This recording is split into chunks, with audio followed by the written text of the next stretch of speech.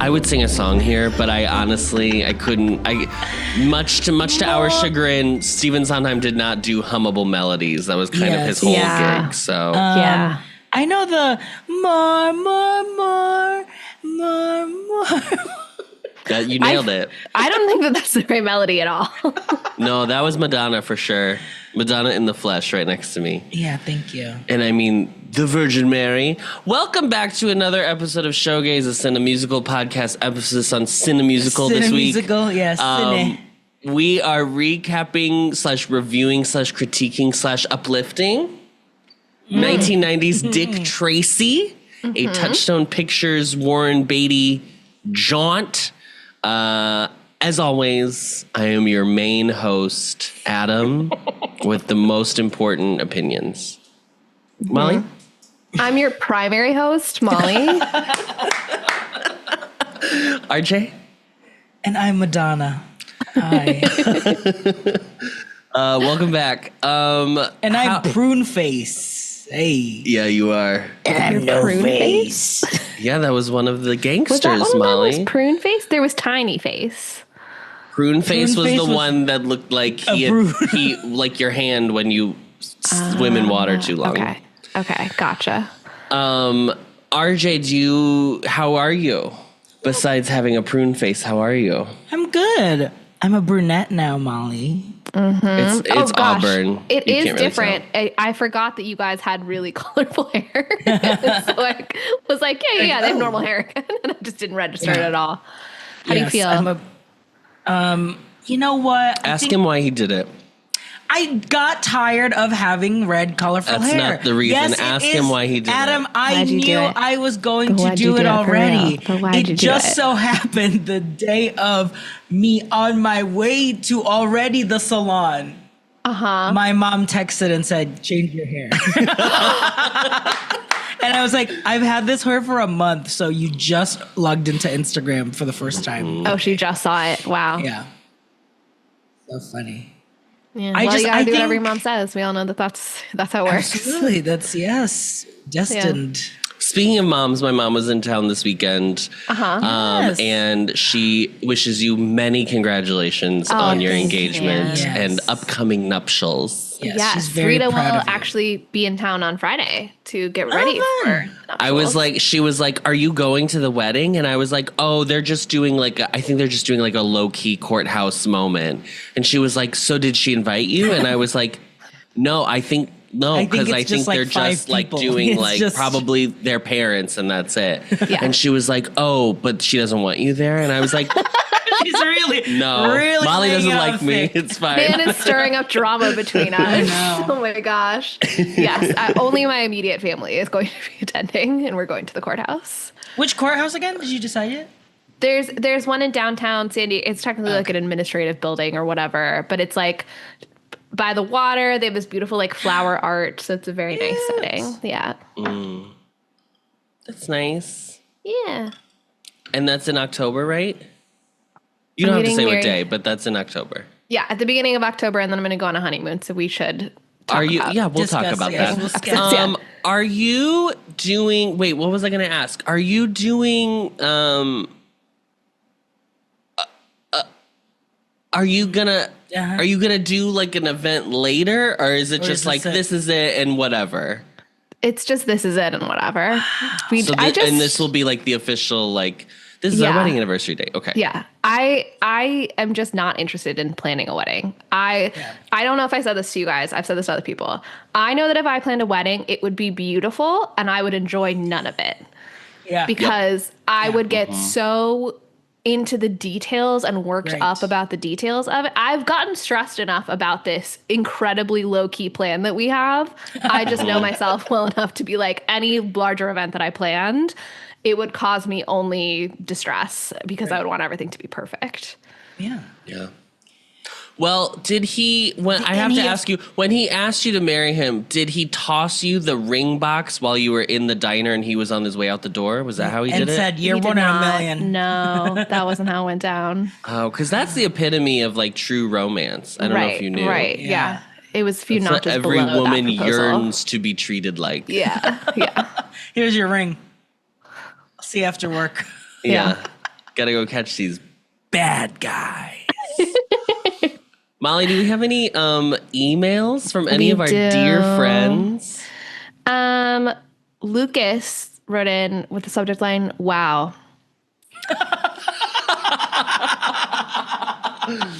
Wow.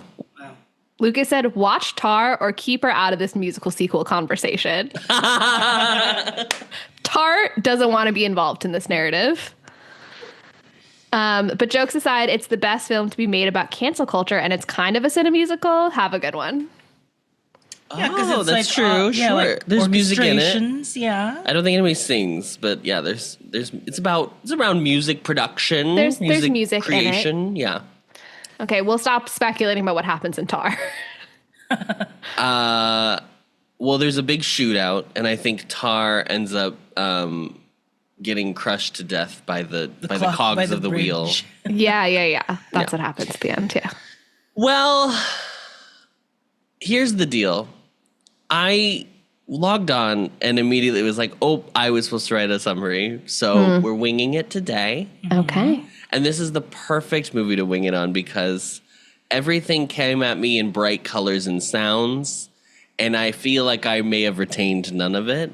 But I'm going to do my best. So. All right, Adam, here is your challenge to summarize the 1990 film Dick Tracy in 1 minute. And your time starts now. Dick Tracy is a detective on the police force. His girlfriend is Tess. True heart. He catches a kid on the street who's like a little scamp. And he kind of adopts him or whatever. His name is the kid, and then it ends up becoming Dick Tracy Jr. There's a crime syndicate in town run by the main guy who is really just Al Pacino, but his character name is Big Boy. And there's a bunch of hoodlums and villains that are all conspiring to take Dick Tracy down and run the town in their criminal, nefarious ways. And there is a gorgeous songstress, a chanteuse, if you will. Chanteuse? I was going to say that. Who is played by Madonna. Her name is Breathless Mahoney. Gorgeous Christian name to give a child Breathless. And the movie progresses and things happen. And then there's like this no-face villain. Somebody who doesn't have a face. And then they like kind of help Dick Tracy, but then they want to like partner with him so that they can run the town. And when at the very end of the movie, it's revealed like who it is. It actually is Breathless Mahoney. And she dies in Dick's arms. And then everybody lives happily ever after. And Dick Tracy is the hero of the film. And he proposes to his girlfriend. And he proposes to his girlfriend in again, as I said earlier, the most romantic way possible ever put to celluloid. I think that the important piece of context too for listeners in terms of the like faceless villain is that all of the villainous characters in this have like a heavy use of prosthesis to create like a cartoonish effect in some way about their appearance. So while the faceless villain is pretty creepy in my opinion, it's not like one faceless person in a universe of regular otherwise typical faces. It's like a heightened comic book style visual scene. Yeah. There's also there's like a setup of like Tess was kidnapped and it was made to look like Big Boy had kidnapped her and then it blah, blah, blah. The whole thing, it's breathless. But then before that, No Face frames Dick Tracy. So Dick Tracy was the one in jail too to try and frame that he killed the DA. Yes, that's true. Yeah. And Mandy Patinkin's in this. That's the other important part. Okay, well, we got it. That was the perfect summary, in my opinion. No notes. 10 out of 10. Says the main host. I'm going to go to Molly first. Molly, do you have a history with this film? Yes, what's your beef with Dick What's your history with Dick Tracy? I had gotten some sense that this movie existed through cultural osmosis, and I think that my impression was that it was like poorly reviewed, but that there were people who did really like it. And whenever I've seen like images, I've been like, I feel like I would really like, I mean, the fact that it was Stephen Sondheim, and then I am like a real junkie for like this like 20s, 30s gangster style, like that kind of heightened stylization and the bright colors and stuff. So I went into it expecting to like it, and I will comment on this. And I will let you know what I thought later in the show. I've been doing a really bad job of letting my thoughts out immediately when you ask me this question. I'm trying to do better. But this is your first watch? This is my first watch, yes. And I didn't have a deep knowledge of what it was going to be. And you said this is Rita's favorite movie she's ever seen, right? No, I did not. Do I know what Rita's favorite film is? I don't think so. I think I just know what it's not at this point. Well, no, I think, okay, so Rita, write me an email if this is wrong, but I think her favorite movie is Charade, which is not a musical. So what we're is not that? Oh, it slays. You should watch it. It's an Audrey Hepburn, Cary Grant thriller from the 60s. Oh. I think my mom's favorite movie, if I had to guess, Mom, you can text me and tell me if I'm wrong, or send me a voice note and I'll play it on the pod, is Dances with Wolves. That's what I believe my mom's like favorite movie is. It's a very mom movie. RJ, what's Joy's favorite movie? Jesus Christ Superstar. Okay, yeah. Which we have not done. Which we have not done. So yet. maybe she'll make next an appearance. Yeah. RJ, history with Dick? What's your history with Dick, RJ? Oh, God, let me count the ways. Do you remember there was that movie called Dick, and it was about Watergate, and it was like... No. But it was a comedy. It was Kirsten Dunst and someone else, and they were Deep Throat. It was just like two teenage girls who stumbles upon recording Watergate. It's funny. Yeah, Kirsten Dunst and Michelle Williams. And it is. Yeah. Oh, you were serious. Comic reimagining of the Watergate, which it was two 15-year-old What was I girls. thinking of? Wasn't the movie about? Oh no, that was called Vice. The one about Dick Cheney. Oh, yeah. That's what I thought you were talking about. Yeah. So I only knew of this from in college. My first voice teacher, shout out to Kelly. She was like a cabaret performer. Remember, she performed with our other voice teacher, Michael. And for one of the studios, she sang for us because she was like, well, Michael's here. I want to practice the song anyway because we're performing it in a few days or whatever. And she sang More, the song that Madonna was singing. One of the songs. Yeah. Yes. The one that she was like rehearsing for the opening of the new club or whatever. Yeah. Under new management. So I knew that song and I was like, oh, this is kind of fun. And so I downloaded it. And so it was in my playlist of like just musical theater shuffle along in college, but that was it. I didn't have any context of what the show was, or whatever. I just knew that it was Sondheim and that he wrote music for a movie called Dick Tracy. I think I've seen the comic.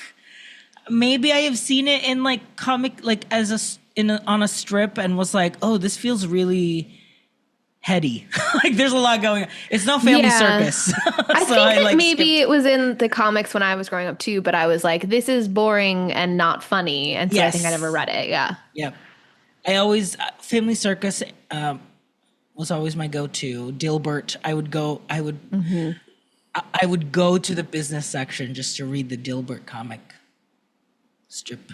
You know that guy's like a huge Trumper now. Oh, God. Dilbert? The guy who created Dilbert, yeah. No, Dilbert himself is a Trump supporter. There was a crazy... But then the boss is actually a Bernie Sanders guy, which is like totally unexpected. Yeah. Totally unexpected. Adam? Is that it? Yeah, okay. that's it. How about you and Tracy? My biggest... And I'm Dick Tracy! touchstone with this movie is, for a long time, I listened to a podcast called Podcast The Ride. And they would frequently talk about this movie as like a fever dream they feel like they all had.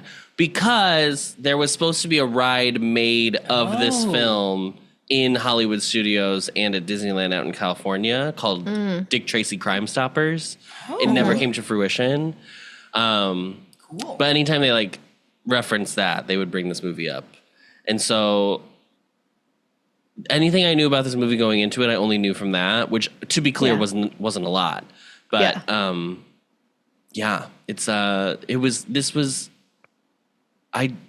we'll talk about, and my thoughts about the movie coming up next. After the short break.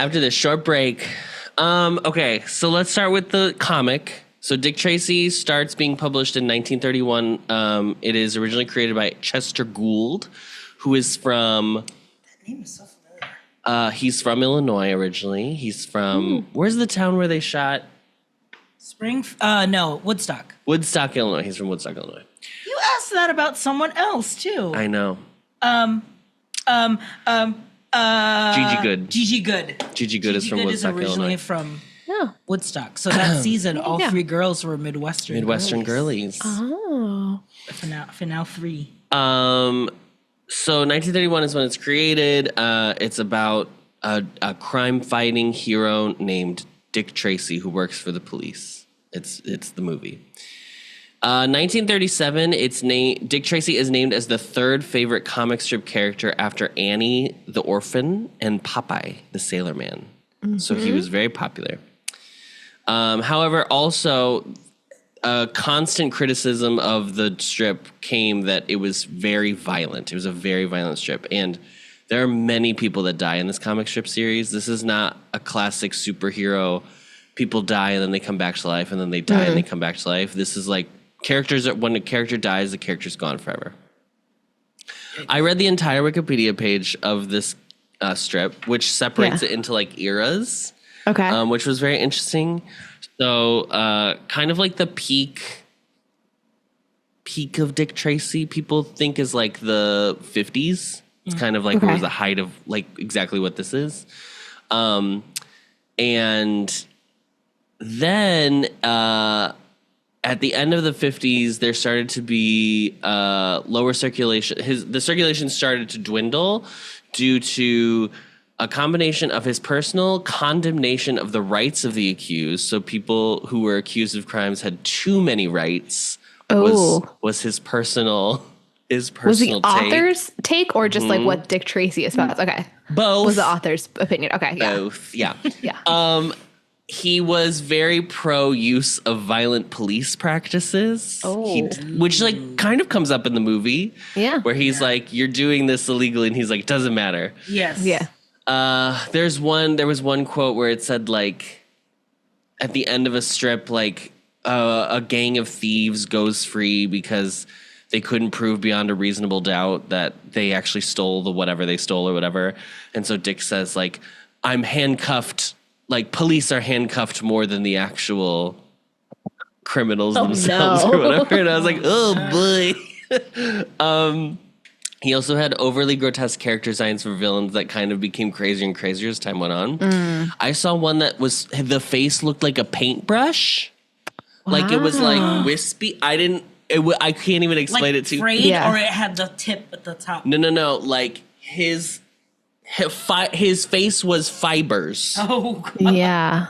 It was horrifying. I was like, thank God they didn't include this one in the lineup of villains in this movie. I do want to say that when I turned this movie on, the scene where they're playing cards and they have all the crazy faces. Yes. That Andrew was doing work, so his computer is like on the same wall as our TV, but sometimes he'll like look over and he saw a tiny face and he went, "What are you watching?" And then like 2 minutes later, he like shut down his computer after work and was like, "Can I watch this movie with you?" So something about Tiny Face like really drew Spoke him. to him. Yeah. He did not notice the Nazis at all when I watched The Producers, but he immediately honed in on Tiny Face.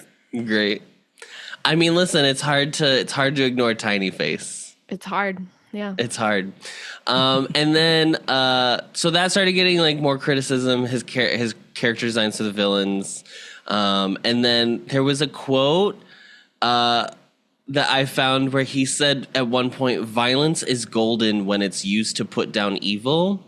This was in a strip that debuted the day after Robert F. Kennedy was assassinated. Oh my God! Obviously, that was not intended to be when that happened, right? Like, that was complete happenstance. But he was criticized for that as well. They didn't have the thing then where they were like, let's review the paper one more time before it goes out to make sure there's not anything that's in poor taste considering what just happened. Great question. I have no idea how. I'm sure. I mean, if there was, I'm sure they weren't like. Let me look at the funnies real quick and see if there's anything in Dick Tracy I need to worry about. So that was, yeah. I think maybe he had some personal viewpoints that were maybe a little more conservative in nature. I have here. If you open the document, Molly, this is going to be perfect for our auditory listeners. I was trying to find the paintbrush guy that you referenced, but I haven't been able to find it. I included some images of the actual characters from this movie as they appear in the comics. So we have, left to right, we have Dick Tracy and Tess.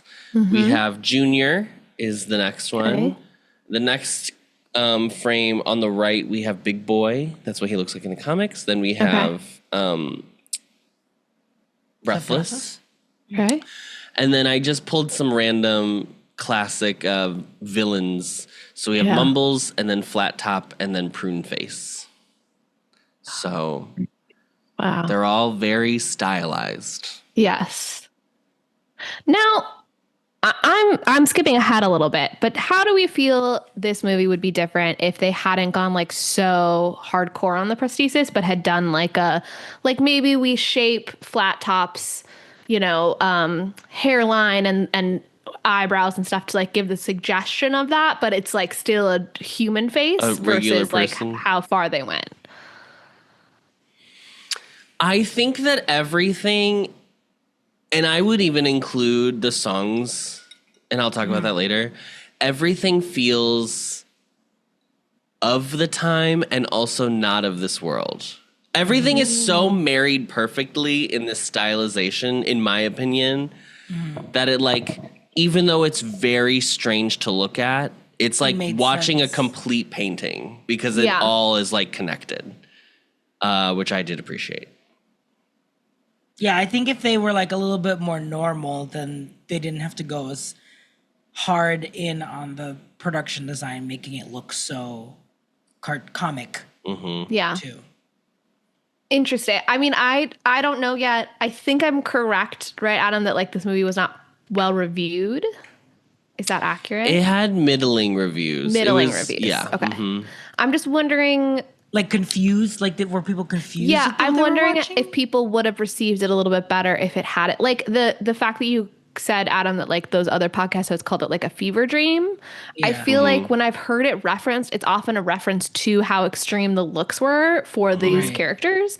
And I wonder how much that kind of like made people freak out uneasy or like this was a little too much and that like interfered with their ability to watch the whole movie.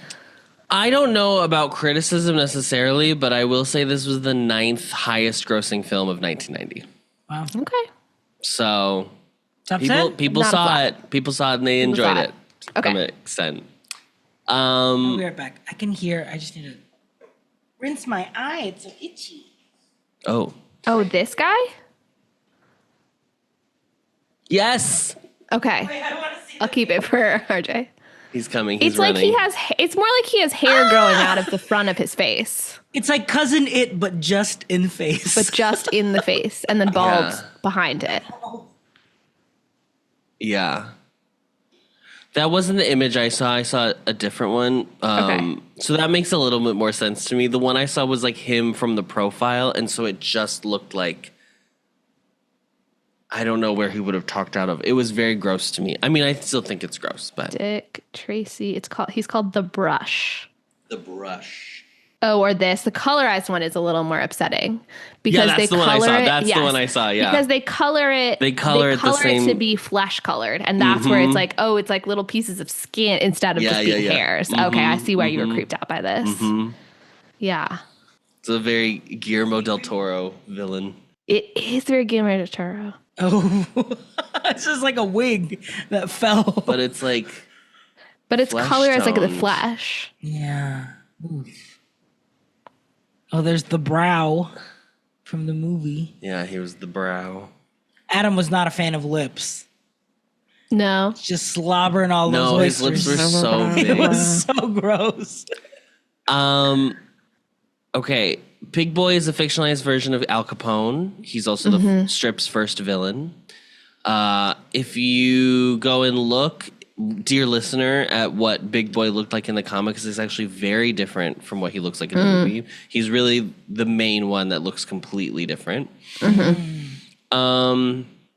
Yeah, so let's talk about the movie. So Dick Tracy, directed by Warren Beatty, written by Jim Cash and Jack Epps Jr., based on the characters by Chester Gould. It's produced by Warren Beatty, and it stars Warren Beatty.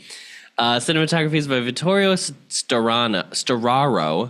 It is edited by Richard Marks. The music is by Danny Elfman. Production companies are Touchstone Pictures, Silver Screen Partners 4, and Mulholland Productions. It's distributed by Buena Vista Pictures Distribution.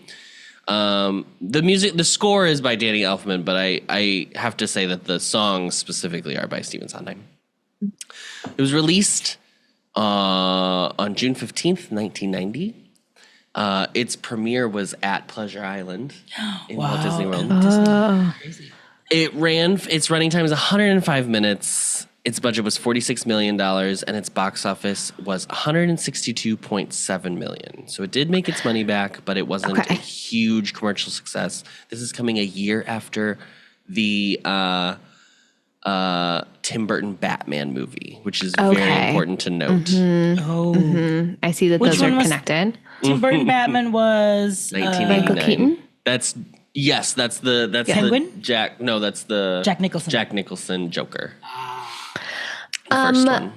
Now, this premiered, you said, on Pleasure Island in Disney World. Would we say this is a movie for children?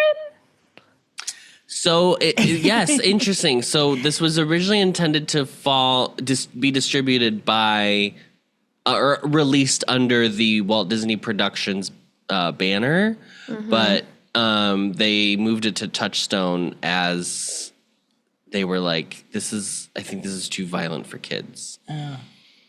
But this is also like a year after Roger Rabbit, which is like also similar in tone, way funnier, obviously. Way more jokes. Way more jokes, way more kid-friendly. But I do think it was like, it's maybe not for kids, but it definitely feels like your preteen boys. This is like that energy.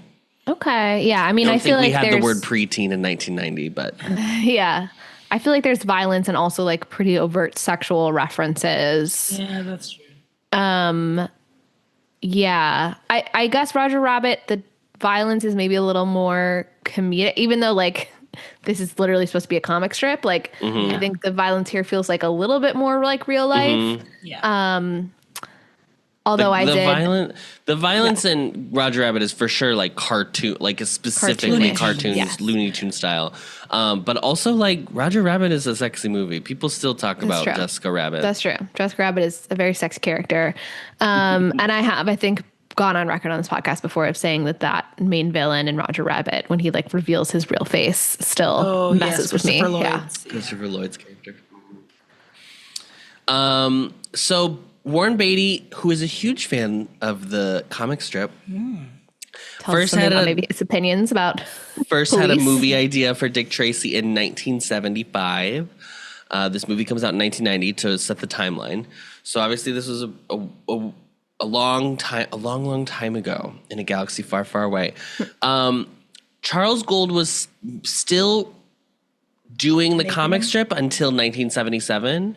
So as they were going down this initial path, he demanded for like full control, and Warren didn't want to do that. So the original project was scrapped. Then in 1980, after Charles Gould has retired from the comic. Paramount starts script development, and Universal Pictures is going to co-finance the film. Actors considered, which obviously included Beatty, also included Clint Eastwood, who would have also directed the movie, Harrison Ford, Richard Gere, Tom Selleck, and Mel Gibson. And then I only bring up the Paramount connection because once Michael Eisner and Jeffrey Katzenberg leave Paramount to go work at Walt Disney Studios, they bring this project back to life once they're over at Disney, and that's how it ends up under that umbrella.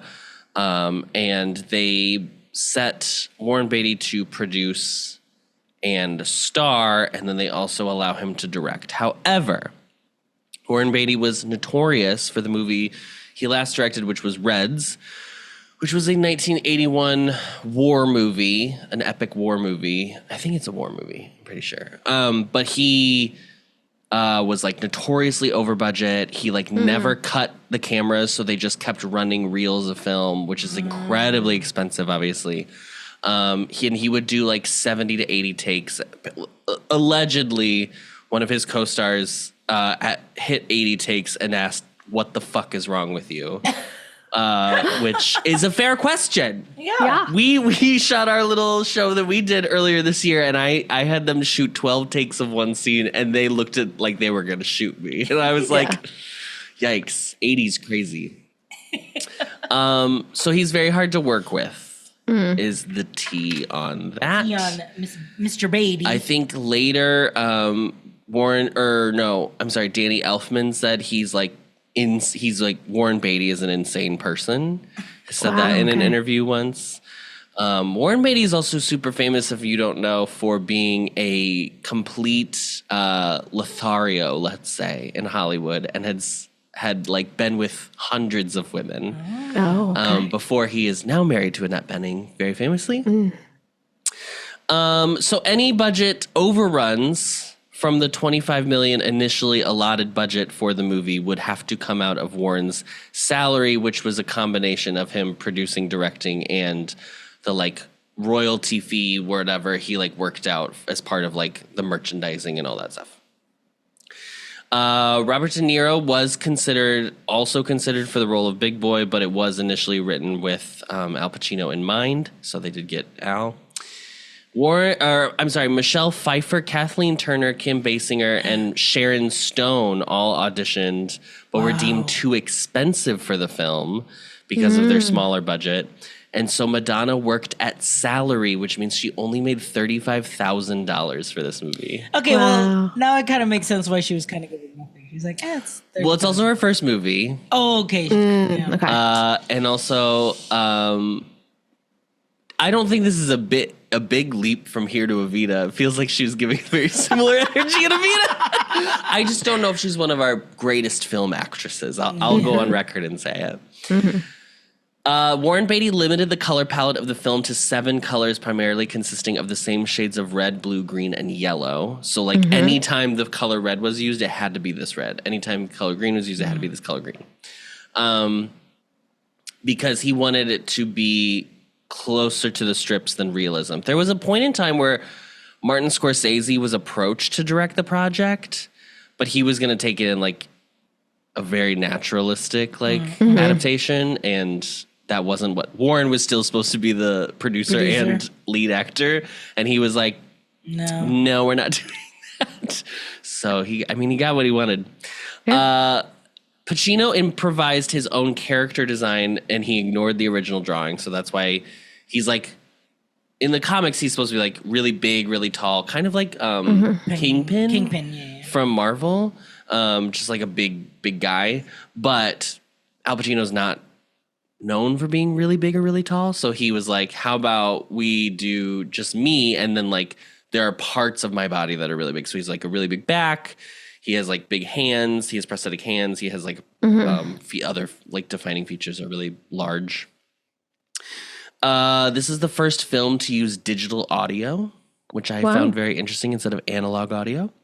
And it was as I said earlier, it was the 9th highest grossing film of 1990 and 12th for the US, and then 12th highest overall worldwide.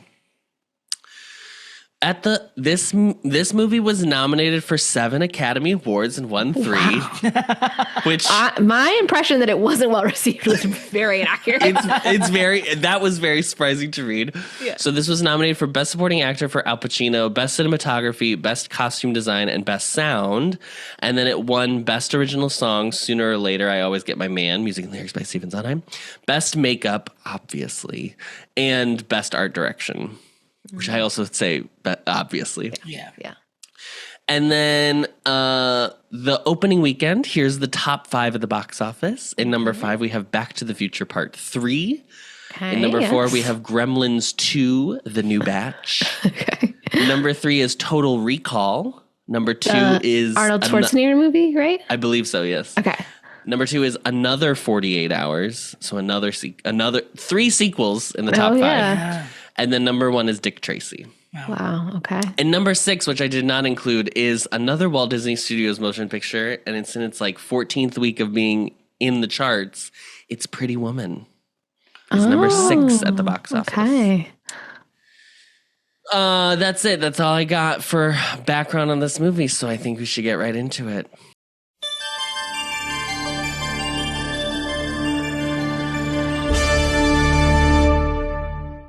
What did you think? I liked it, but I felt like... Asterisk. I felt like there was something missing for me to love it.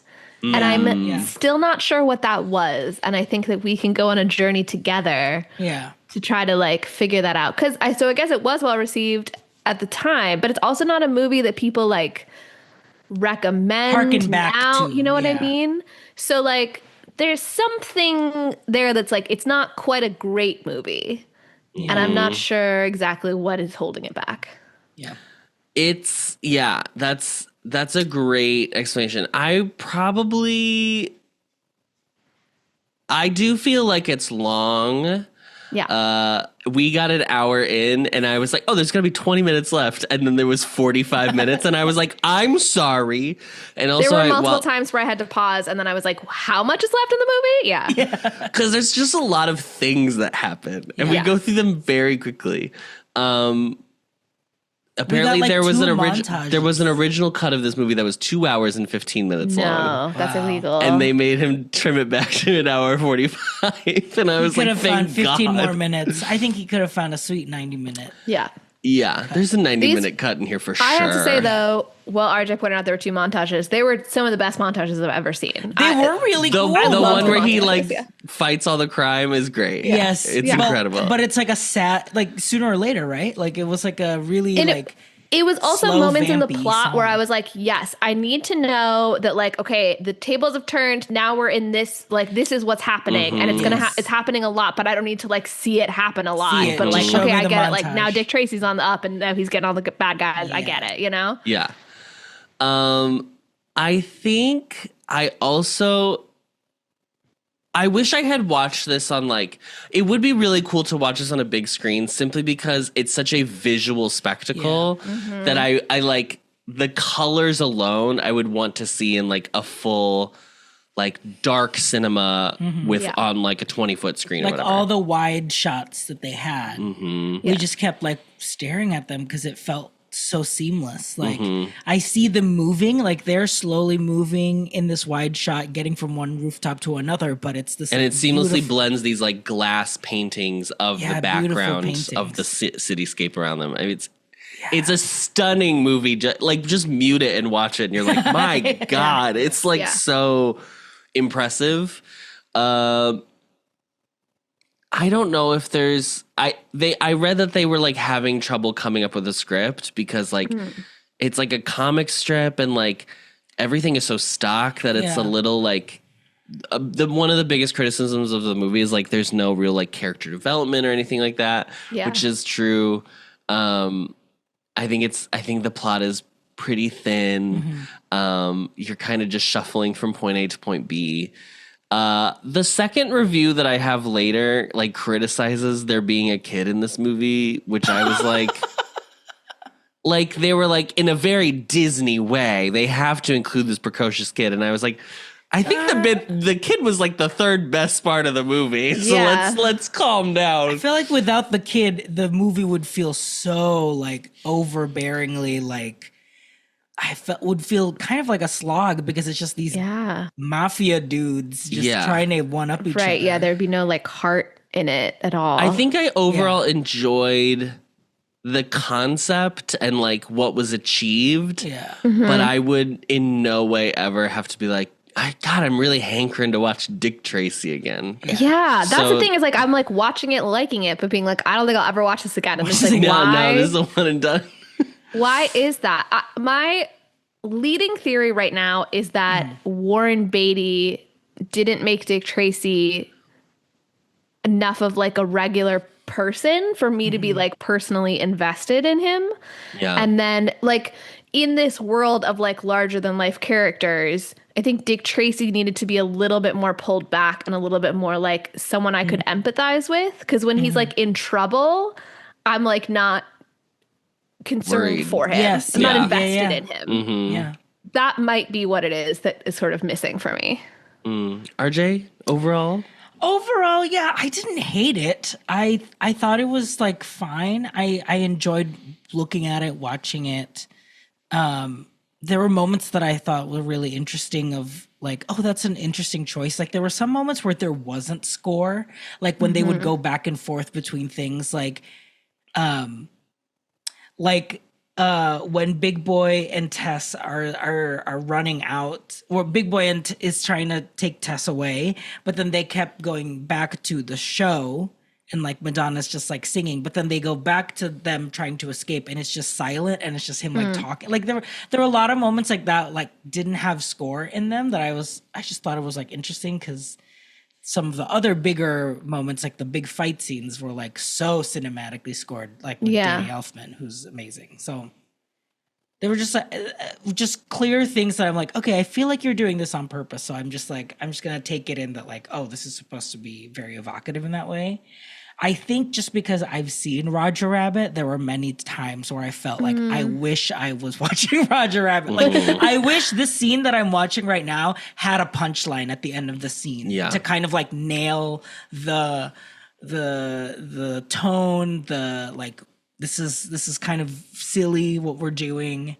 But I think I mean, I haven't read a Dick Tracy comic, so I can't speak to the tone of the comics themselves. Right. My guess is that they are this tone, which is like very serious and like true noir. I think so. Like noir. Yeah. So like that, I mean, like Roger Rabbit is so fun because it's sending up noir as like a genre. Satirizing it. And it's like incredibly effective because it both is doing the genre and commenting on it in like a really clever way. This is doing noir, but it's just kind of like doing noir. And because I mean, like, also I grew up with Roger Rabbit. So like I watched it a bunch as a kid.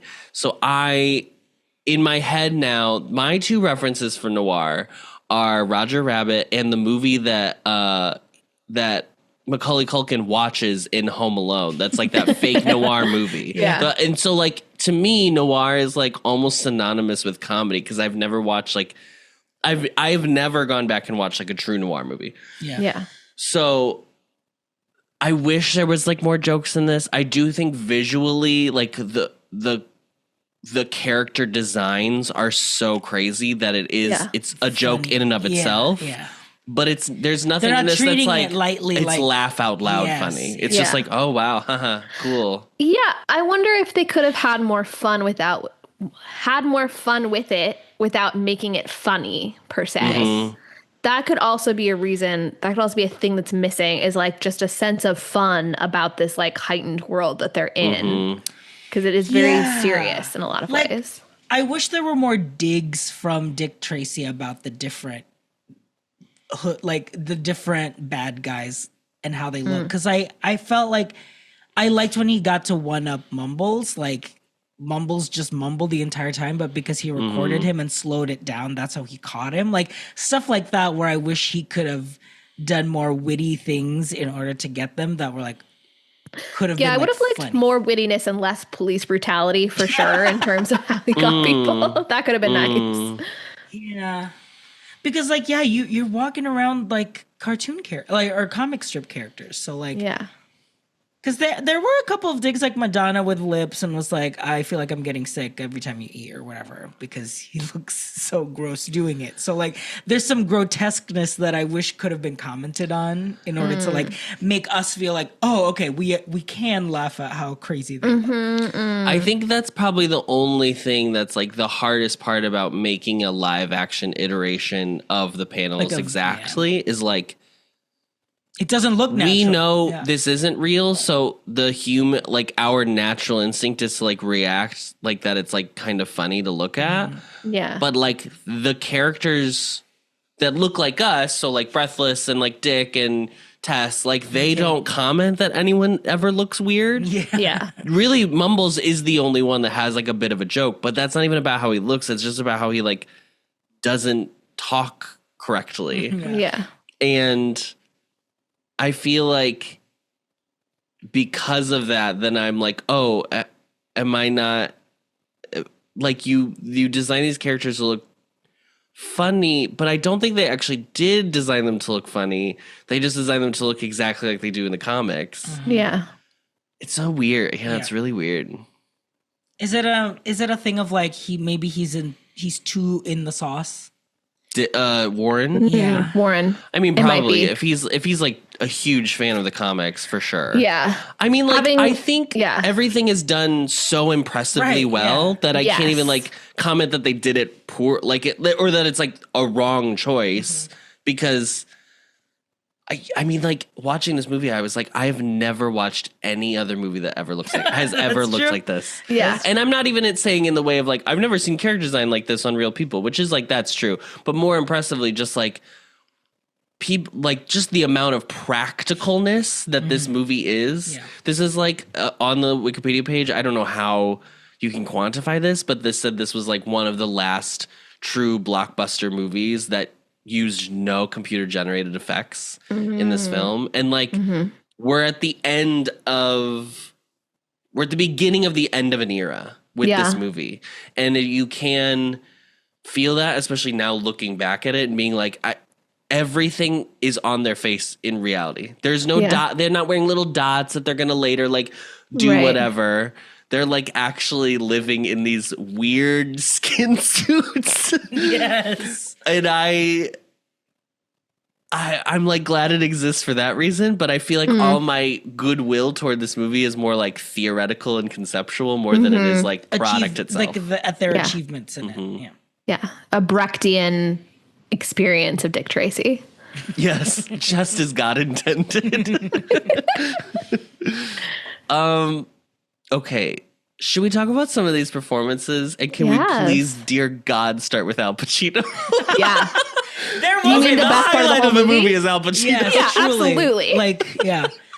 Truly. It was crazy to be like, I can't believe I'm looking at Al Pacino. Okay, I did say this movie is not funny, but he is so fun. Yes. Like, I didn't laugh out loud at any of his jokes, but the way he delivers everything so insanely. Yeah. My favorite is when he like takes Tess, he like is forced to then kidnap Tess at the end of the film, and he keeps being like, I'm not kidnapping you, but I have to kidnap you, and like yelling at her and telling her he's gonna shoot her. It's so crazy. It's so funny. Well, okay, this is why the movie should be funny, because like the one character that I'm having the best time with is the one who's letting himself be funny. Like I feel like like somehow Warren Beatty is taking this so seriously and Al Pacino is taking it so unseriously, and that makes me like Al Pacino more in the movie. Yeah, he felt like Warren Beatty's friend, like, hey, dude, let's lighten up a little bit. Like I feel like that was his energy on set. Yeah.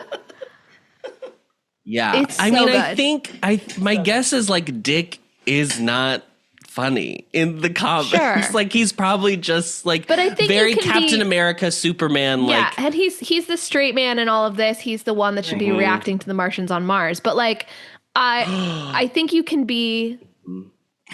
When you get a chance, I have to tell you about the '60s when they go to the moon. Okay. And Junior marries a moon woman. Wow. Okay. I hope he's of age by the time that happens. I think the point is like you can be light with your approach to being the straight man without being funny. Yes. Yeah. Okay. Tell me about it. It's just like because like every kind of decade it like Dick Tracy like adjusts to the time, right? So like in the 70s they add a character named Groovy Groove who's like a hippie or whatever. And black. Is that what you're saying? No, just like a hippie. Okay. They just realized in the 70s that they should have some sort of racial diversity. I thought was maybe what you were saying. Probably. But in the 60s, it was like the space age. We were racing to space. So there's like moon people. They end up like going to the moon and meeting the people, and like Junior marries a moon woman, and then Dick is like offered the job as like police commissioner of the moon. It's like so insane. And then like I think that was gonna happen, didn't we? In the 60s? I know. And then in the 80s, I think they like ended up having an episode or like an issue where Junior's moon lady wife gets killed, and so that completely severed the ties. I thought you said that it ended in 77, or just that author stopped writing in 77. That author. So then, comics like will pass along to like a new writer a lot of the time. Famously, not Calvin and Hobbes. Calvin and Hobbes did not do that, but a lot of them will. Anyway, that was my favorite part of reading that Wikipedia page, because I was like, "Oh, we really that's the definition of jumping the shark. Yeah. We're on the moon. We're on the moon now." Al Pacino's incredible in this. I completely understand why he was nominated. I mean, it's insane that he was nominated for an Academy Award for this movie, and I feel like this kind of nomination would never happen nowadays, which is such a bummer. But I know it's like if you nominated Trunchbull, like it's like that kind of energy. I feel like the last fun nomination was like Melissa McCarthy in Bridesmaids. That was like the last fun supporting nomination. We're not allowed to have fun anymore. Maybe Jamie Lee Curtis in Everything Everywhere All at Once, because like the movie has goofy elements into it. Yeah. You know, Hot dog fingers. The best decision of the whole movie is also the fact that, so we see Big Boy take this club via violence from this other mob boss. He like makes him sign over the deed, and then he kills him and steals Madonna as his girlfriend. Yeah, puts him in a box and fills it with cement. And drops it into the ocean. So we're like establishing scary guy. He's like the mafia boss that's taken on all the other mafia bosses, and we should be scared of this guy. He's the big villain. And then we cut to him rehearsing a number for the reopening of this club that like you're assuming when you first see him get this other guy to sign it off. It's like, it's just about like expanding your territory. It's about money, blah, blah, blah. No, he is in there. Invested. He knows the song. He's like, do the lyrics correctly. In their business. He's making them rehearse all night. It's so funny that he would be so invested in this. Got my diamonds, got my yacht, got a guy I adore. I'm so happy with what I got. I want more. Count your blessings. It's so crazy. It really was giving me that, what was that Doris Day movie we watched earlier this year with Pajama James Game? Cagney? No, the sad one. The sad Doris Day movie. You know that one. What's that called? The one we just did. You know. Like 3 months ago. Come on. That one. Yeah. That's what it was giving me. Bringing Up Baby or whatever it was called? No, it was not Bringing Up Baby. That's another James Cagney movie. Where it was the one about the first husband who he was the crime guy and. Yeah. Yeah. I'm almost there. I'm scrolling. Love Me or Leave Me. Love Me or Leave Me. Yes, Rita's favorite film. Okay, yeah. Mm-hmm. The one that wasn't about Cagney and Lacey, because that's not about James Cagney. No, correct. Yes. He's great. I was so glad that it was Al Pacino. As the credits were popping up at the title of the film, so it's like Warren Beatty is a Warren Beatty picture or whatever. Dick Tracy, right? We all know it's Warren Beatty going into the movie. And then they do all of the opening credits where they have all the characters and all the actors and who they're portraying. at the top of the movie. And I was like, every third name, I was like, this person's in this movie? Yeah, Dustin Hoffman? Al Pacino, Dustin Hoffman, James Caan. Catherine O'Hara's in this movie. I don't even think she's in the credits, but Catherine O'Hara is in this movie. She is? If you remember the meeting between all the mob bosses, there's one girl. That's one Catherine O'Hara. Oh my God. Yes, with the veil. Yeah, wow. Wow. And she's in that montage later when he breaks. It's like alluded to that she runs a brothel and he's like taking her out because there's like scantily clad girls around. And that was her story, her character storyline in the comics. But I mean, it is again, like almost like Om Shanti Om.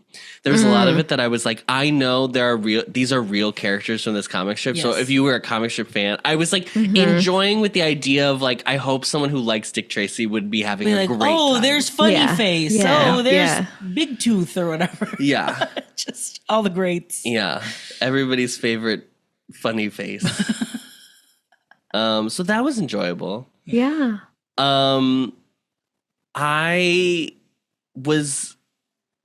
What did you think of Warren Beatty as Dick Tracy? Warren.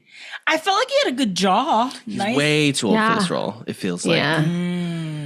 Again, Adam's going to go on his high horse about age gaps. Why are old people... Because That's me. I'm supposed to get mad about age gap relationships, Adam. I'm looking at the comic strip and, yes, it is just a drawn line.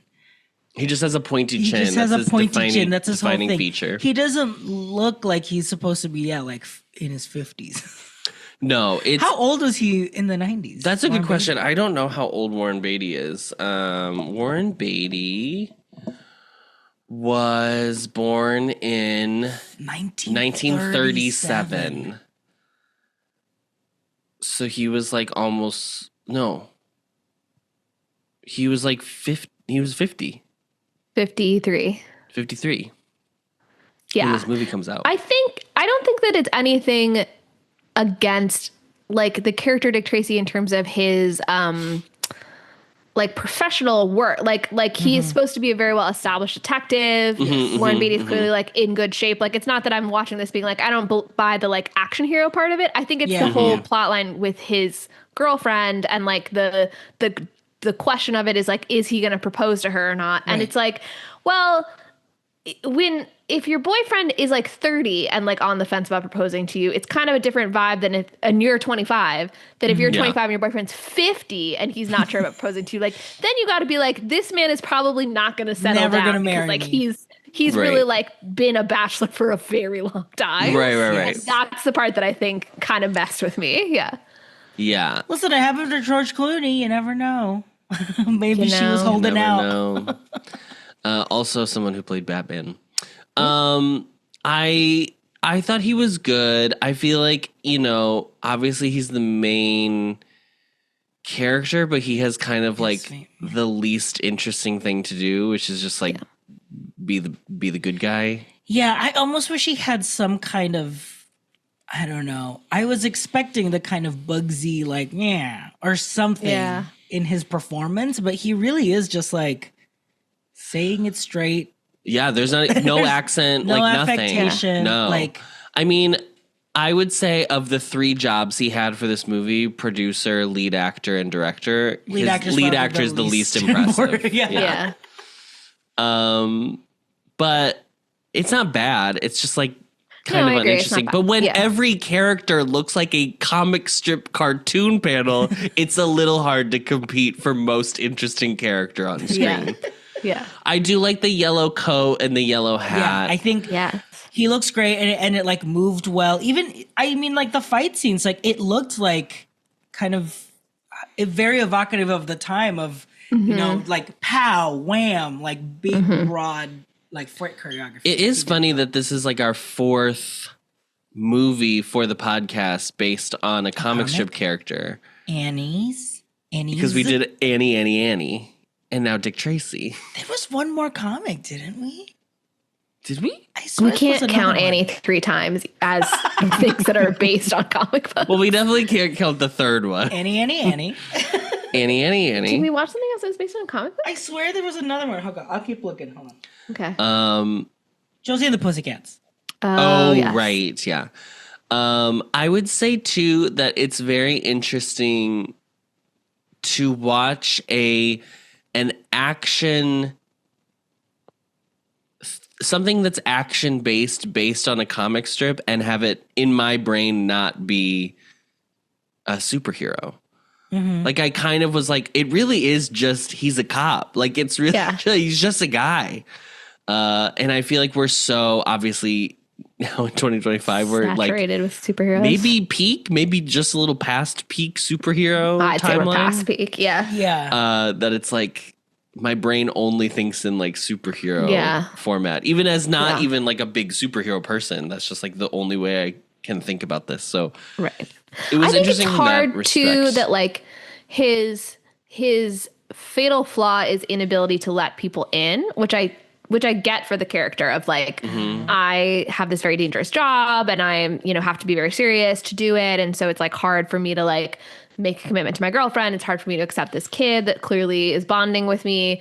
But it's hard to have your main character's flaw be like inability to emote and let people in. Like then it's hard as the audience to like be let in by him, essentially. Maybe they could have had some scenes where we like see him in private and we kind of see him break down or something, but he's so stoic. It's a little hard that's another reason it's hard to connect with the character. Yeah. I too kept I was like waiting for something with Mike, the guy who like runs the diner. I was waiting for him to be the villain or something. Because there's multiple shots in the movie where he like looks like he's like watching Dick Tracy. And so I was like, and Dick Tracy kind of like makes fun of his food or whatever. So I was like waiting for that to be like the reveal. I know at the end, and I then was it's like, just not. Was there? Well, we really didn't realize. Truly did not see Breathless We coming. did not see No Face's Breathless coming. I didn't either, but like 2 minutes before it got revealed, Andrew said, "Is it going to be the blonde lady?" And I don't know how he anticipated it. Wow. Couldn't see the Nazis all over the producers. Couldn't notice a Nazi in sight, but figured out that it was Madonna. Did not know it was Madonna, but yes, the blonde lady. The blonde lady. Yeah. Blonde lady. Hey, it was that blonde chick, right?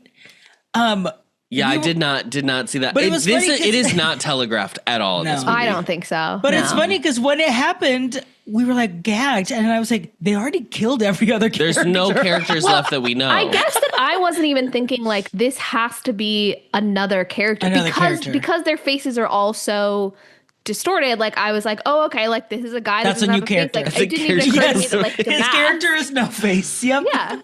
I did keep wondering how this person was talking if there was no mouth. I was like, how are they speaking? Right, but like Tiny Face had like a normal sounding voice, even though he had a tiny face. Like I don't know, I just was like, okay, I'm sure Brushface could speak perfectly fine. Mm-hmm. Yeah. This is I guess we'll talk about her now. Miss Madonna. Okay, I feel like you guys are gonna pan her, but I thought she was pretty good in this. She is the definition of "Go Girl, Give Us Nothing" in this whole movie. I disagree. To be fair, the Jessica Rabbit, like the va-va-voomness of Jessica Rabbit and Roger Rabbit, I felt like for me was also like kind of haunting it. So I was like, this character needs to be like, a little bit more. I wish I had liked a single one of her costumes too. Any of them. Okay. Maybe the robe one I liked when she was the like leopard print or the cheetah print one.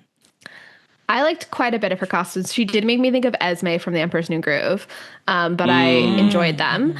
Yzma? I think. Oh, sorry, Yzma. I think that the only thing Madonna is being asked to do is to be like interesting to look at and sexy, and that is what Madonna does well.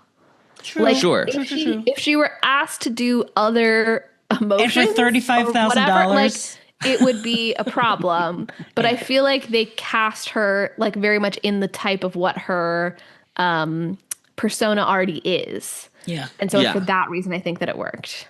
Yeah.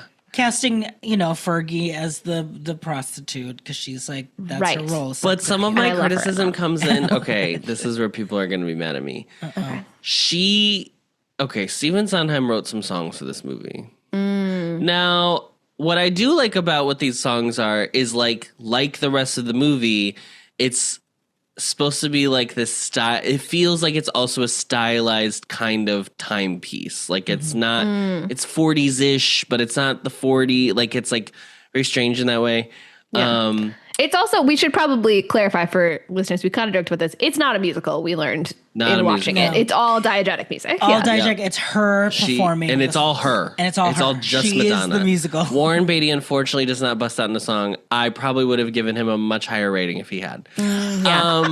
But maybe that could have been the thing that we would have loved, Molly. Made it. Maybe, a musical. Maybe really if it was a musical. But his music, he's like doing these homages to that kind of like jazzy band, like in a club sound, but he can't help himself from making them not hummable in any kind of way. You don't know where the melody's going.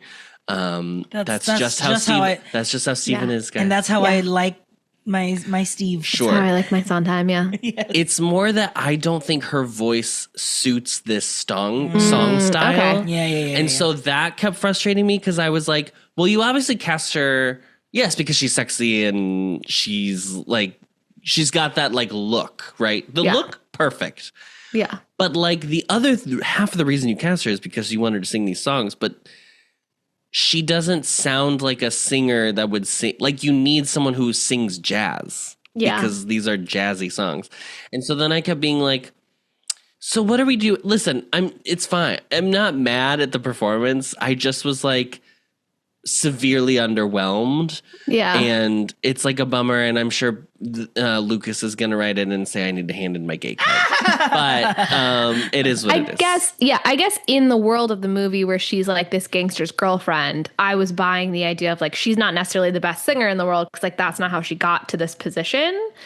And she's not like unpleasant to listen to, but she doesn't have the like resonance of her voice of like an actual jazz singer. But it's also a shame when there's actually so few songs that we learned as we were watching it that then we're not getting any real like powerhouse vocal performances except for when Mandy Patinkin leads her into something. Yeah. Yeah. Yeah, so that was just my only thing. I also, I did not like a lot of her costuming. I felt like they could have, I don't know, done more with like a bit more drag, maybe. Just a bit just more. A touch more drag. It's very 80s. I feel like her costuming, which is funny, obviously, because it's a movie set in the early mid 20th century. But her stuff, I feel like is very like a woman in 1988. Like that, her first gown is this like long sleeve sequin slinky black dress that I feel like does not look correct. Well, first of all, I don't know why she's always in black because this movie's so colorful that it's so strange that she's always in black. Villain. And we don't know her allegiance. I don't know. I didn't like it. I just didn't like it. I liked that. I liked because with the color, what I liked was Junior. I don't know if you noticed that like Tracy would often wear red and Dick would wear the yellow coat, and then when Junior really synced up with them, he would wear like the red with the yellow. Yes, yeah. And so I feel like Breathless was in black because we were supposed to not know where her allegiance lies the whole time. Yeah. The enemy of my enemy is my enemy. Yeah, that was funny. There were funny parts of it. Yeah, there were. There's one part. Probably the loudest laugh I had in the movie was when he drops the money off on the table to pay for the first meal with Junior, who is just the kid at this point, and Tess, and he like takes the money, and then Tess says like, "Do you want me to break your arm?" And then he like is like, and puts the money back on the table because she caught him. It was funny. I have a question. The kid was great. Yeah.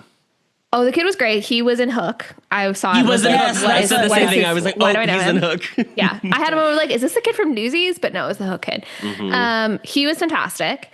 Why do I know this actress who plays Tess? Because I tried to look up her IMDb and I was like, I've not seen any of these films, but I feel like I know her. I kept joking that she reminded me of like the Judy Greer of her time. Maybe that's it. She just looks too much like Judy Greer, and so my brain kept saying like, "You've seen this person before." Glenn Headley. Glenn Headley. Headley. She has I think she passed maybe away had like some a few years Chicago ago. acting credits, but like it would be in an era where I would not have been seeing. Oh yeah, she was a Steppenwolf member, but there was no way we saw Arms and the Man back in '82. Yeah, I think that's possible. Yeah, I don't think I've seen any of these. I mean, I saw Confessions of a Teenage Drama Queen. I don't know what she plays in this. Is it the mom? I think I did see Confessions of a Teenage Drama Queen, but yeah, that movie did not leave a lasting impression that I would think I would recognize it is her from. mom. She must play the mom, yeah. Glenn Headley is the mom. So that's probably the only thing I know her from. She was in an American Girl film, so. Makeup. Oh, I probably also know. I do. My mom does like the movie Mr. Holland's Opus, and I believe she plays his wife in that movie. Oh, okay. So I've probably seen her in that. So that's where I know her from. Yeah. That's it though. But past that, any of these other things. TV. It's not a voice. It's just a lot of like one episode stuff. 4 episodes a month. Okay. Oh, you know what? I'm a big Monk fan. It might be that. Is she the wife? Is that Karen? No. No. If it was just 4 episodes, it wouldn't be the wife. Yeah. Parks and Rec. Ben's mom. She's Ben's mom in Parks and Rec. Ben's mom. Who's Ben? Oh, Ben. Oh, okay. Yeah, yes. Okay. Okay. That's probably why I know her is from like some TV spots. Okay.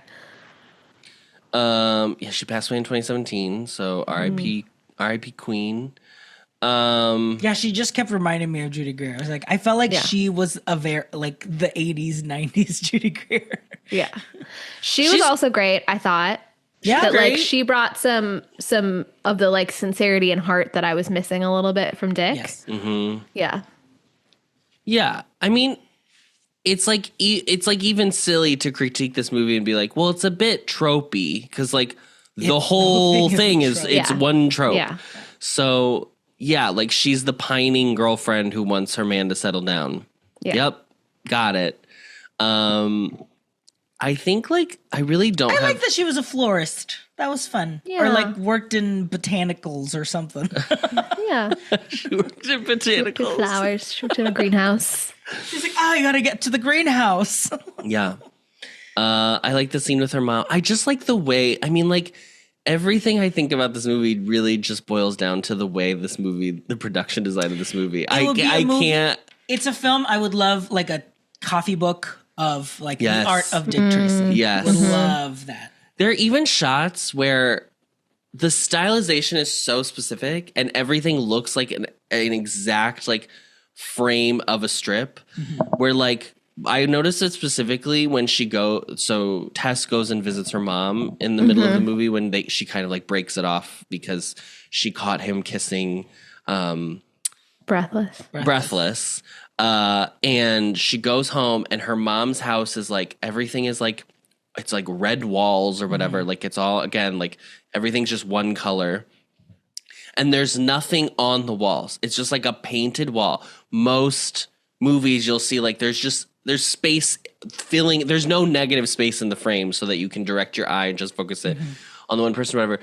But it really does look like a panel where it's like her sitting at the table. There's a vase of lilies and then just like complete empty wall behind her. Yeah, nothing else around it. Yeah. And I was like, in any other movie, I would be so bothered by it. But I was like, it's so perfect for what it's trying to achieve that you really do watch this movie and feel like I am walking through the comic strip right now. It is crazy.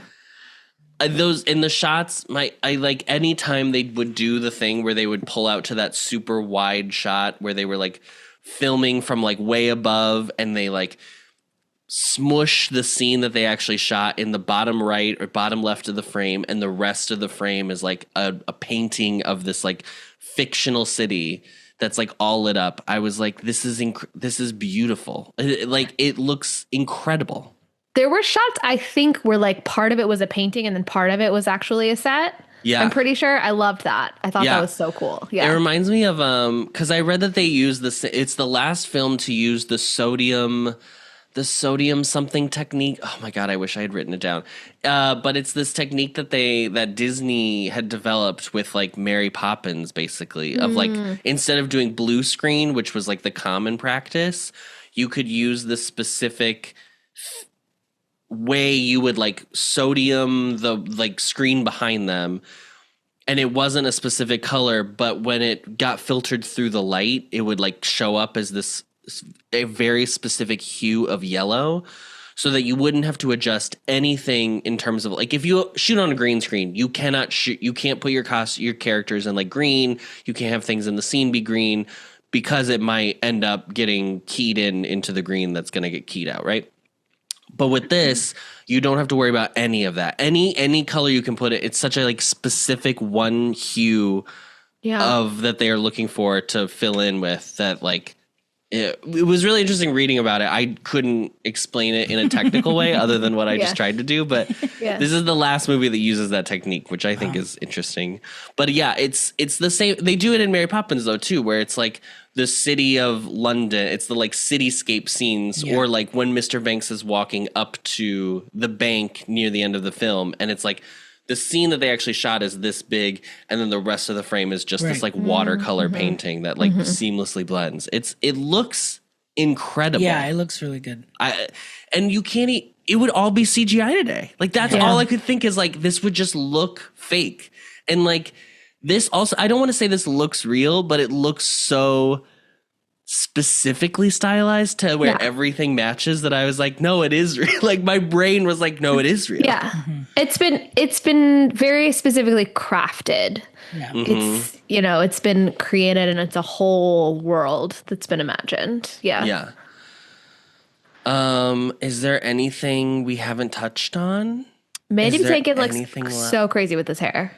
I know. He looks crazy with his hair. I think they gave him a crazy nose. I forgot that it was him, and it wasn't until his duet where I was like, oh, that's me. So maybe it was that they also did something to his nose, because I was like, can you really just recede someone's hairline and make their face look this different? So that makes sense that they did actually change more things about his face. But I was like, he looks... they did do his nose too. So odd, yeah. Because I noticed it when he would turn to the profile at the table, at the piano, that I was like, I don't think Mandy Patinkin's nose is that big. Like it was like, boop. Yeah. Oh, okay. But everything is so exagrated that you start to be like, is that? There was parts where I was like, is that what Madonna actually looks like? Yeah. Yeah. I feel like I didn't say enough about the kid, but the kid. The kid getting he's like, when he reveals that he picked his name to Dick Tracy Jr. I was like, oh no. Yeah. Adam was like, wait.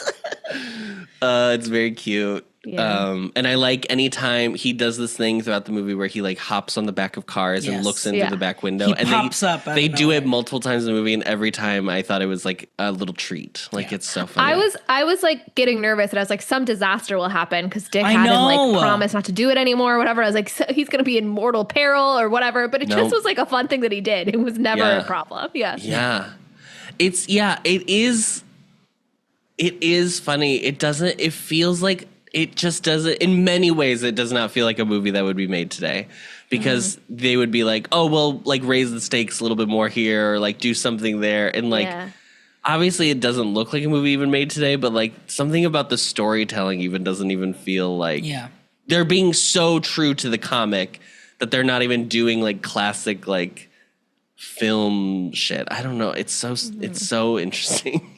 Listen, we love a little found family moment, though. So yeah, that's true. Sure, that was cute. That was nice. I mean, forming a very nuclear family, but hey, found family. Yeah, couldn't be more nuclear if it tried.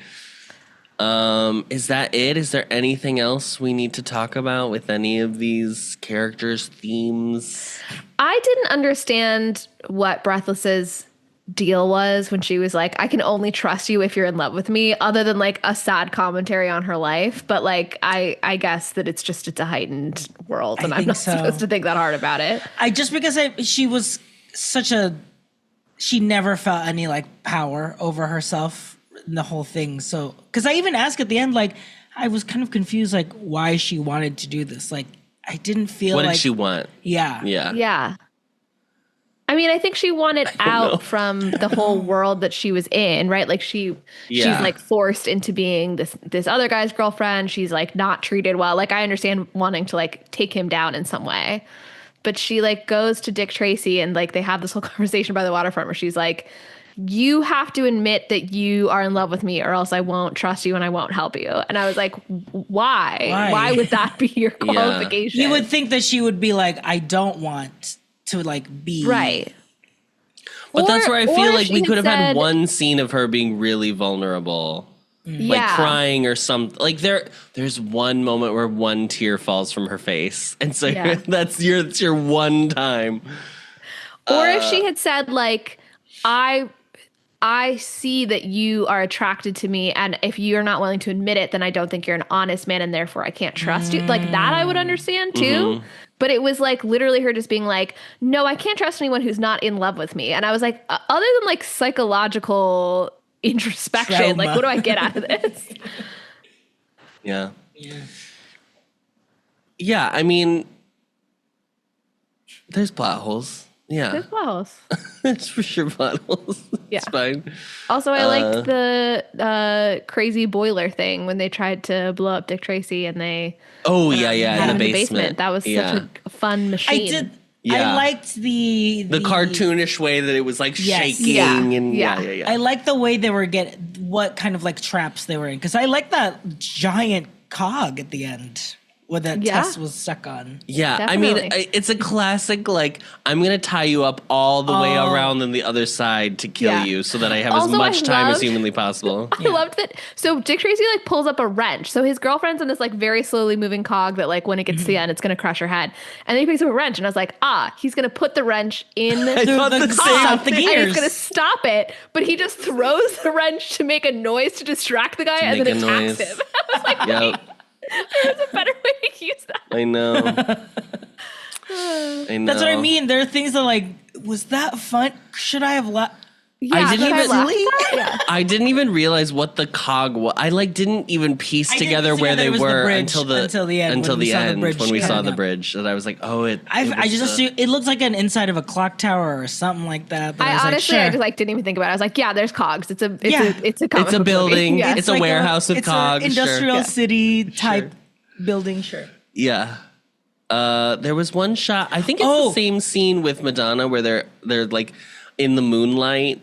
And the moon is like, it's like huge, right? It's a big yellow full moon. In the middle, yep. And the pavement has become the same color of the moon because it's the moonlight reflecting on the pavement. I was like, it's so good.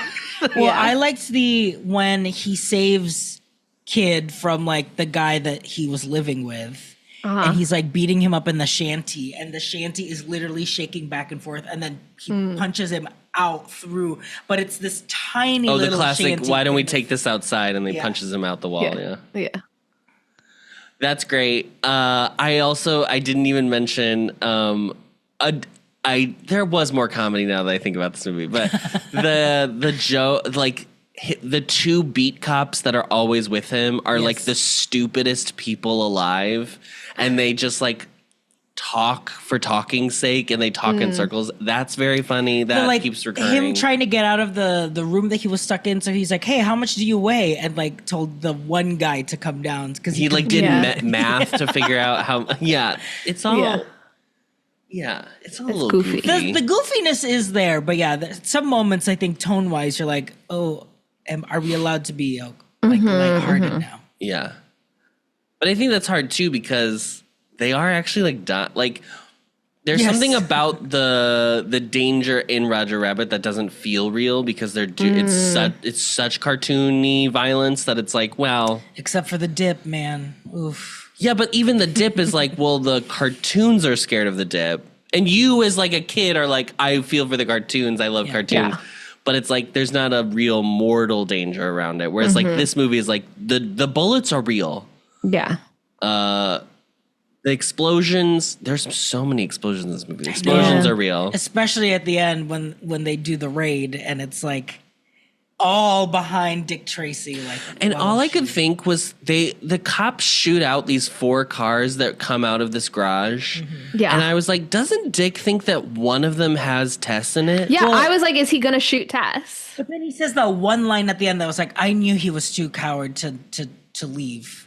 And he ran back in. So he just I don't really buy that. I think he was just willing to take risk with Tess's life. Yeah. Yeah.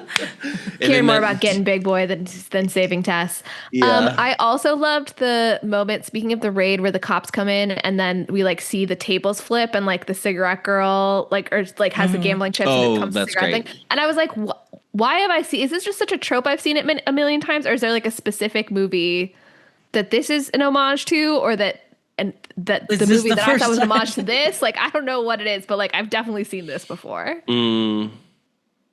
I feel like that happens in those secret gambling movies or whatever. I don't know if necessarily the secret gambling movies. Yeah. Yeah, you know the secret gambling movies, you know such that genre as The Secret movies? Gambler. Anyway, is that it? Should we move on? Let's move on. I'm gonna love you like nothing you've known. I'm gonna love you when you all alone. Sooner is better than later, but lover, I'll hover, I'll plan. This time I'm not only getting them holding my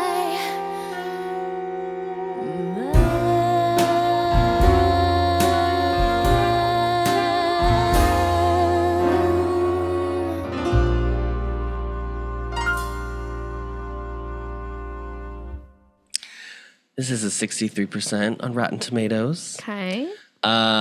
Here we have our good friend Roger Ebert from the Chicago Sun-Times. Dick Tracy, which is a sweeter, more optimistic movie, outdoes even Batman in the visual departments. This is a movie in which every frame contains some kind of artificial effect. An entire world has been built here away from the daylight and the realism of ordinary city streets. And Dick Tracy also reflects the innocence of the comic strip that inspired it. Unlike the movie version of Batman, which hyped up the level of its violence to a degree that could have been truly disturbing to younger viewers, the PG-rated Dick Tracy contains no obscenity, no blood, and no realistic violence.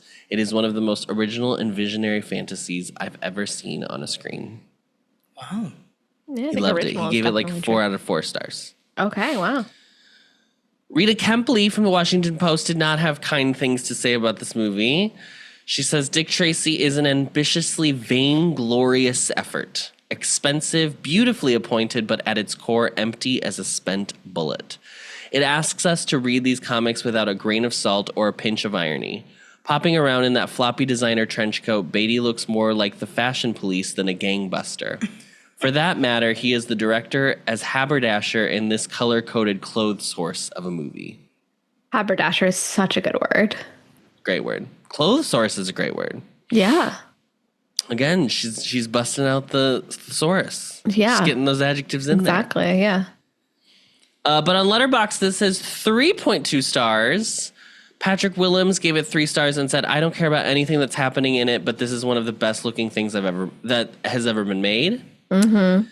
Esther gave it 4 stars and said, so rare to see a film with such intense commitment at every level and in every craft to such a bewildering vision. Shout out to Warren Beatty for making a movie about how being in love with 2 women is totally fine. Not reading that name, gave it 3.5 stars and said, can a movie this beautiful be kind of bad? Yeah, a little. And Anna gave it 4 stars and said he wasn't even acting. Al Pacino is just like that, which is so funny. Yeah. Molly, who is your MVP this week? Go ahead, Molly. Al Pacino. I'm taking the easy one. Yeah. He's so good. This is probably my favorite Al Pacino performance I've ever seen. I've not seen a lot of movies with him in it, to be fair, but like this is the one that's going to stand out in my brain. Yeah. I feel like I'm trying to think back, like, is there like a, what do people think about as the Al Pacino performance? Is it Scarface? I think so. I've never seen Scarface. Probably. I feel like I've never seen The Godfather. I've never seen a lot of these like serious crimey movies. That men like. Yeah. I guess I don't know him from a like straight on performance. His 4 known films on IMDb is a movie called Serpico, which I think I've heard the name of, but I don't know what it's about. The name of that, yeah. Movie called Dog Day Afternoon, obviously The Godfather, and Dick Tracy. Okay. Those are the 4. Because I feel like I only know like the things that I've seen. It's his it's Angels in America, right? So like I've only seen him play like characters. Yeah, I would say probably most people would say Godfather. Yeah. And we do get a nice he shares a scene with James Caan in this movie, and obviously they are famously in Godfather together, so that's a nice little homage to that moment. Who are your MVPs? I'm gonna steal them, madam. Who? I will give it to art direction Richard Silber and set decoration Rick Simpson for best art direction. Nice. Yeah, I felt like I wanted to like pause the movie many times just to be able to look at all the details. I'll give it to Warren. I just think it's like such a complete total vision that is like cohesively achieved. That even though I would not necessarily give it to like the screenwriters because I don't think the script is terribly great, but he did the damn thing with this one. Molly, do you have a Yeah, I thought of one. Great. Oh, there was a special. There's a Dick Tracy special 2 years ago in 2023. Really? Yeah, I read about it. Would you like to know about it? So Warren Beatty holds the rights to this character and IP for the film rights. But kind of like the Sony rights with Spider-Man, he has to do it so many times in order to maintain the rights. Okay. So in 2023, I think in like the the early 2000s, he did like a fake TV interview where like someone interviewed Dick Tracy. And that was like a thing. It was like a bit. And then in this, which is called Dick Tracy Special, Tracy Zooms In. It was a Zoom special with both Warren Beatty and Dick Tracy being interviewed by, who's the Mankiewicz son? The youngest Mankiewicz? Sure. Him. Ben Mankiewicz. And it's all very goofy. Yeah. And at the very end, they like allude to maybe there will be a sequel. But like Dick says to Warren, like, if you're gonna make another one, it should be with someone younger or whatever. It's like a yeah, I would say so. So was Dick Tracy like off camera, or did they like cast an actor to be Dick Tracy? No, it's Warren plays Warren and Warren plays Dick Tracy, but because it's like a Zoom, there's like just different. Gotcha. Yeah. Kind of like what we're doing right here, Molly. This is a sure. Zoom. Yeah, this is all actually Adam does all of our voices. I do all the voices. It's all the people in my mind. Molly, what's your closer? What'd you say? Adam, you told us that the film was limited to a color palette of 7 colors, primarily consisting of the same shades of red, blue, green, and yellow. We need to shoot a new picture for our podcast where we're limited to these shades, and we all have to pick one that our trench coats and hats will be in. So what is our individual trench coat and hat? What is our color in the Dick Tracy color palette? Because we're doing a Dick Tracy concept. Because we're going to do a Dick Tracy concept photo shoot, yeah. So for me, or like for each of us get a different color? We each pick our own color, I guess. I think that each person can say their color, but the other host can argue with you if you're wrong. Mine is pink. That's not one of the colors that I just told you. So the rules are we have to choose from those green, 4. And yellow. Do you want? Well, we could make it our own colors. Is that more fun? Yeah. Okay, Adam can be pink. I'm pink. Okay. So boring because I'm just gonna pick like a powder blue, sky blue moment. But maybe so I love like a lilac purple, so we could have like a real like perfect pastel moment. Yeah, yes. Amazing. Yeah. No notes. Okay, well we solved it. We solved it. The fastest closer we've ever done. We can tell more, and we figured it out. We figured out the sequel. So when we make a Showgays movie, it's going to be Dick Tracy style in terms of like limited color palette and full worlds, but it's going to be in like pastel cool tones. Yes. Perfect. Okay, amazing. No notes. No notes. Full Easter movie.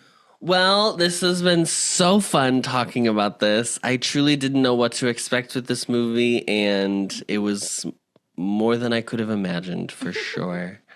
Up next on the docket, Molly.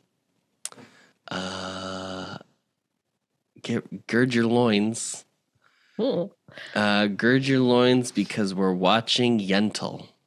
Ooh. Oh. So, speaking of Mandy Patinkin, 5 hours. Absolutely. 3 hours. So yeah, that'll be coming up soon in October. So see you then. Hopefully in October, after this episode ends, we're going to talk about our schedule. We're going to talk about it. Hopefully it'll come out in October. It'll happen. Whatever will happen will happen. RJ, take us away. Sooner or later. That's right. Wait, before you end the recording. I have a surprise, guys. We have a review. What? Huh? We have our first review in a year. Wow. Everyone review the podcast. Yes, God. Please leave us some 5-star reviews on Apple Podcasts. This is from Antikaksu-sos. Okay. Yeah. Okay. Such fun, 5 stars. I read online that a podcast about 1776 was coming out. So I searched and found the show. Have I been binge listening? Oh, yes. I'm now listening to Oliver, which was the first major musical I saw in London. So far, I've listened to 1776, Wicked, and now Oliver. I've clicked onto my queue, many others. In my life, I'm a costume wardrobe person married to a singer-actor, mother of 2 adult singers and actors, and now and an 8-year-old grandkid, and has been in several musicals. I thought you were going to say 8 grandchildren that are all in theater, which would slay. Yeah. It's 8-year-old girl. New daughter-in-law also grew up being in musicals. Most recently, daughter was Miss Hannigan and Annie, and husband was FDR. So, of course, we also watched 2 of those movies. I am in podcast heaven. Listen, this is our demographic, right? Wow. This is our demographic. Wow. This podcast is for. So nice. Okay, Thank you so much. I have to know if somehow we were mentioned somewhere online Did for the fact that we were doing 1776, or that they were looking for like a completely separate thing and accidentally found our podcast. I feel like that's what happened. Because there's like, what? We're the only people that have talked about the 1776 movie? Or like in my head, it wasn't even like the musical 1776. Like it was a podcast that was like about the year of 1776 by like a bunch of historians. Yeah. If you type in 1776 podcast, it's America. Let me type in. I don't know how you found us, friend. That's crazy. I'm so glad you did, though. I'm so glad you did, but I have no clue. That's crazy. I mean, thanks for sticking around. Yeah. Mm-hmm. Okay. See y'all next time. See you next time. Thanks. Thank you for listening to Showgays, a Cine musical podcast. This episode was edited and mixed by Adam Noecker. This has been an Ampliverse production. You can find the Ampliverse on Instagram, Threads, and YouTube at the Ampliverse. Check out our full roster of shows at theampliverse.com. If you'd like to send us your own takes on the movie we just watched, reach out to us via email, and we might just read it aloud on the show. Our email is showgaysmoviemusical@gmail.com. Don't forget to follow us wherever you get your podcasts, and please rate, review, and subscribe to help others find the show. And now, as always, the show must go on, so stick around to hear what we'll be watching next episode.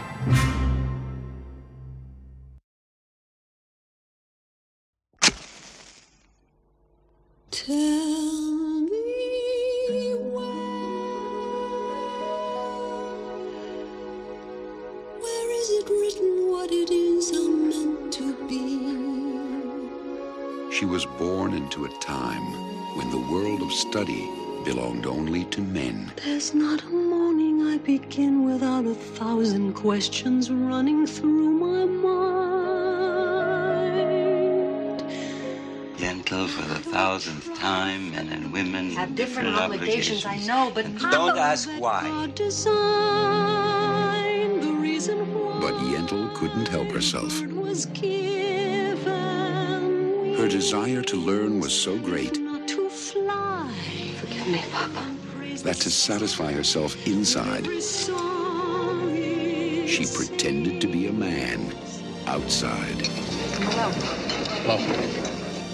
So that all the things she wanted to be, he could be.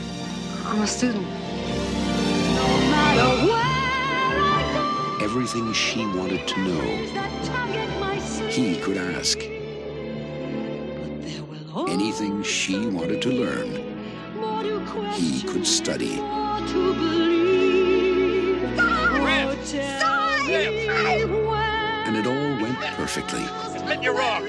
until she fell in love Look at me with him. and want to share. Come on in. No, it's all right. You're only missing something. Am I? And the girl he loved fell in love with her. Don't you ever think about marriage? No, I just think about my studies. I admire that, man. Oh, that's very good. Well, good night. You marrying her would be the nearest thing to me, Mary. I don't want to discuss it any further. Think of her for a moment. They may marry her off to someone she doesn't even know, let alone love. You could never love me. So she could never love you. She likes you. She's comfortable with you. I could see her. I could visit you both. The three of us could be Abigor, together. you're talking like a madman. Ouch! Just the usual nerves before the wedding. Why settle for just a piece of